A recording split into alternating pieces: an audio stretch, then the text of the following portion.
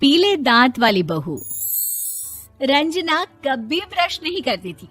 उसे कितनी बार उसके माँ बाप ने डांटा, लेकिन उसका कोई असर उस पर होता ही नहीं था, जिस कारण से उसके दांत पीले पीले हो जाते हैं।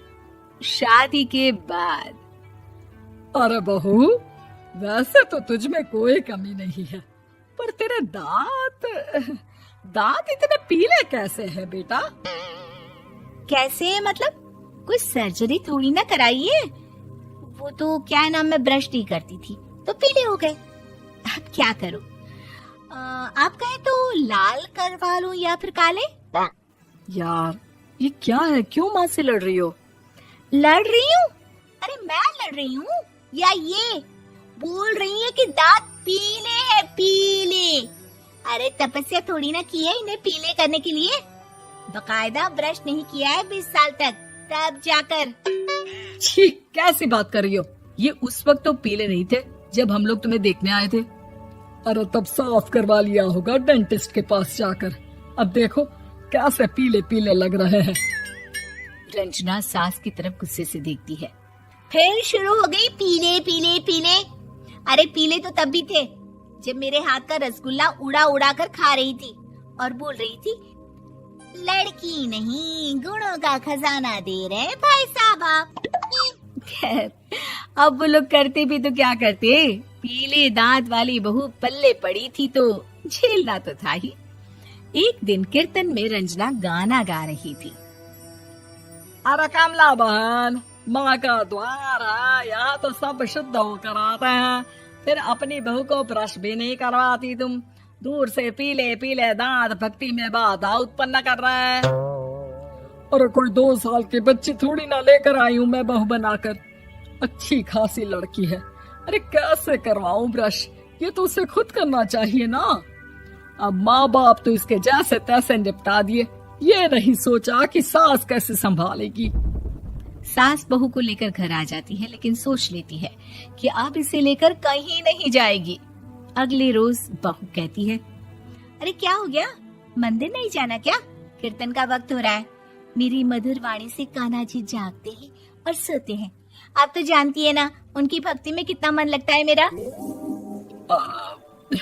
वो क्या है ना, तबीयत ठीक नहीं लग रही है मेरी, आराम करूंगी मैं। तबीयत ठीक नहीं लग रही? अभी तो मिथुन के गाने पर नाच रही थी आप, और अब बोल रही है कि तबीयत ठीक नहीं लग रही। अरे भक्ति में मन लगा लो सासू माँ, ऊपर जाना है, क्या मुंह दिखाओगी आप? हाँ?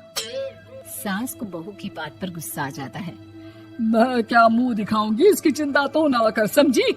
अपने मुंह की चिंता कर, जो ये पीले पीले दांत लेकर हर जगह पहुंच जाती है। पता है लोग कितना मजाक बनाते हैं। ना जी ना, मैं नहीं जाना कहीं तेरे साथ। तो ये बात है, कोई ना, मत जाओ, मैं अपने कमरे में ही बैठकर भक्ति कर लूंगी। ऊपर वाला दांत थोड़ी ना देखता है, मन देखता है, भावना देखता है। और अरे बस बस, तू सब कुछ दिखा, बस ये सफेद चमकदार दांत ना दिखाना किसी को, है? जा यहाँ से। बहू को सास की बात का कोई फर्क नहीं पड़ता, वो तो जैसी थी वैसी ही रह जाती है। सुबह नहाकर किचन में खाना बनाना, फिर खाना खाना, कीर्तन भजन करना और सो जाना। एक दिन, माँ जी मैं सहेली के घर जा रही हूँ, शाम को लेट आऊंगी। हाँ हाँ तो जाना, मैंने कौन सा तेरी आरती करनी है घर पर बैठकर। रंजना सहेली के घर जाती है, जहाँ वो पार्टी में जाने की तैयारी कर रही होती है। अरे शिखा, कहाँ जाने की तैयारी कर रही है? मैं गलत वक्त पर आ गई क्या? अरे नहीं यार, उल्टा सही वक्त पर आ गया। मैंने ये साड़ी और ज्वेलरी निकाली है यार, शाम को इनके ऑफिस की एक पार्टी में जाना है। बताना कैसा लग रहा है ये सब? नहीं यार, इस ड्रेस के साथ तो वो वाली ज्वेलरी अच्छी लगेगी। हाँ हाँ सही बोल रही है, मैंने ध्यान ही नहीं दिया। वैसे तो हमेशा से मस्त फैशन सेंस रखती है। तो बड़ा जाती होगी ना पति के साथ पार्टी में। रंजना कुछ नहीं बोलती, बस सोचती है कि यार काश ये बात सही हो जाती, पर मैं क्यों नहीं जाती पार्टी में? क्या इन लोगों की कोई पार्टी होती नहीं होगी? रंजना घर आती है और रात में पति से सवाल करती है, एक बात बताइए, आप मुझे किसी पार्टी में क्यों नहीं ले जाते? क्या आपकी यहाँ ऑफिस में पार्टी नहीं होती? पति बेचारा क्या कहता कि दांत पीले हैं तुम्हारे इसलिए। अरे कोई पार्टी होती नहीं हम लोगों के ऑफिस में, तो कहाँ से लेकर जाऊं? और मार्केट, मॉल, कहीं वीकेंड घूमना, कहीं तो। अरे यार, सारे हफ्ते में एक छुट्टी मिलती है, तो सोचता हूँ कि आराम ही कर लूं। क्यों? रंजना मन मार के रह जाती है। पहले कभी सास के साथ मंदिर जाया करती थी, लेकिन वो भी सास ने ले जाना बंद कर दिया। घर बैठी बैठी रंजना बोर हो जाती है। तभी उसे आइडिया आता है और वो मायके जाने का सोचती है। सासू माँ, 2 दिनों के लिए मम्मी के घर जा रही हूँ। अच्छा ठीक है, आराम से जा। और हाँ, माँ से कुछ अच्छी आदत सीख कर आना कि कैसे शरीर के हर भाग की तरह दांतों की सफाई भी जरूरी होती है, समझी?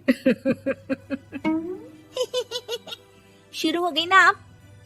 वो लोग आपकी तरह नहीं है कि छोटी छोटी बात का बतंगड़ बना दे। उन लोगों के लिए मैं मायने रखती हूँ, ना कि मेरे पीले पीले दांत। रंजना माँ को बिना बताए उन लोगों को सरप्राइज देती है, लेकिन जैसे ही वो दरवाजे पर पहुंचती है, अंदर देखती है कि घर वाले कहीं जा रहे होते हैं। अब माँ, काश रंजना दीदी के दांतों वाली प्रॉब्लम नहीं होती, तो वो भी हम लोगों के साथ चलती ना बुआ जी की बेटी की शादी में। हाँ बेटा, लेकिन अब उसे कौन समझाए कि उसको उसके पीले दांत नहीं दिखते, लेकिन उसके आसपास के लोगों को कितना एम्बैरेसिंग फील कराते हैं।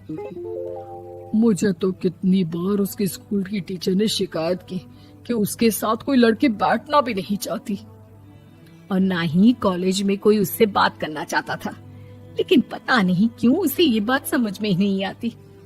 कोई कमी नहीं है उस लड़की में, बस यही कि दांत पीले हैं। वो तो भला हो जीजा जी और उनकी माँ का, जो दीदी को जैसी है वैसे ही रखा हुआ है। रंजना को अपने घर वालों की बात सुनकर बहुत दुख होता है।